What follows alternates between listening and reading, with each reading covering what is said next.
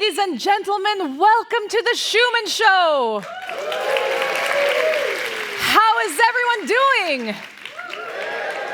I know, it's so exciting. Can you feel it in the air? There's change coming. The European Union has announced the elections of 2024. Yes. And this is probably the first and last time that commissioners know what it feels like to be a trainee, as they all start looking for their next job.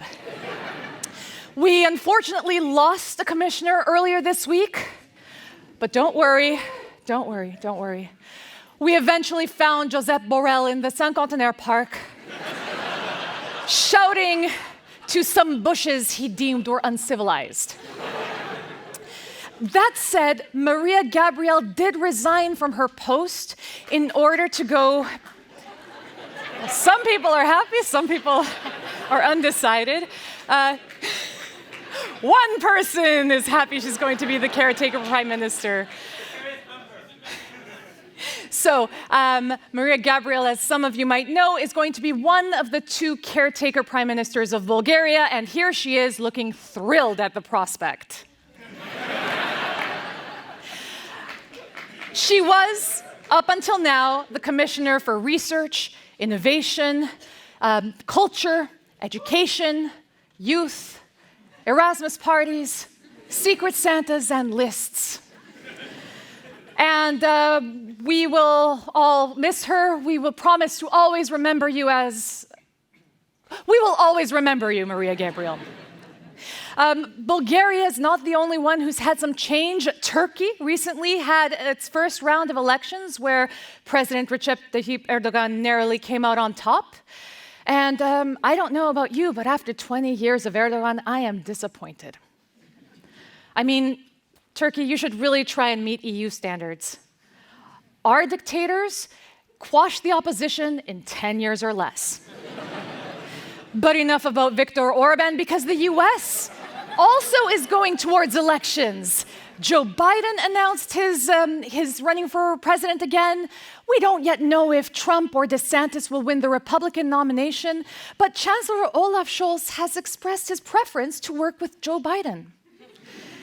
And we here at the Schuman Show would like to congratulate Olaf on voicing his first opinion.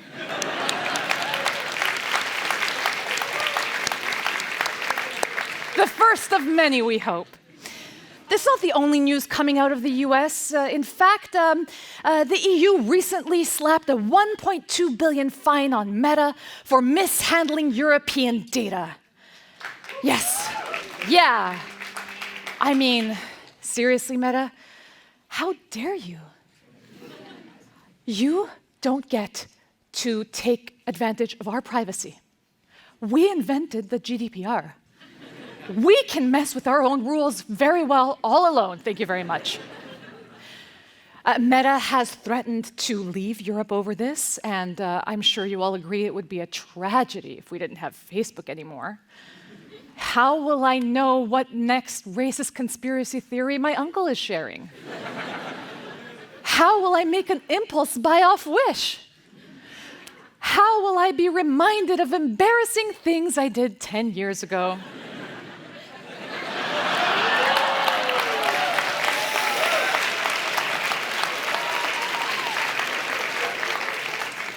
He was only mayor of London at that point, and not so controversial.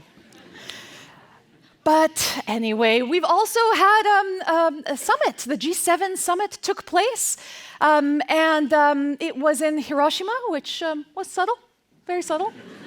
Choice of location. Yep, we get the hint. Thank you, leaders. Of course, the family photo did inspire some confidence, I think. It shows some much-needed unity on some core concepts that we can all agree on. Whether you're an Italian neo-fascist or a Brussels bureaucrat, you can both agree that peach is in this season. Nice work, ladies. Gentlemen, step it up. Russia was not very impressed with the G7. It accused the leaders of fueling anti-Russian sentiment and anti-Chinese sentiment and threatening global stability, which, of course, as we all know, Russia is a very peaceful nation. So peaceful, in fact, that during their victory parade on May 9, they only had one tank. Just one. But of course, May 9 is also Europe Day.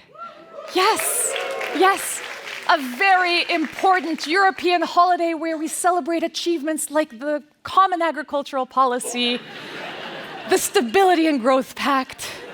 Did you all have fun looking back on our achievements? Well, I'm sure you at least enjoyed having the day off because, of course, here in Brussels, the capital of the EU, we take our holidays seriously. But did you ever wonder what it was that made Brussels the capital? We went back to the old EEC archives and have brought the story back for your viewing pleasure. Enjoy the show, everybody.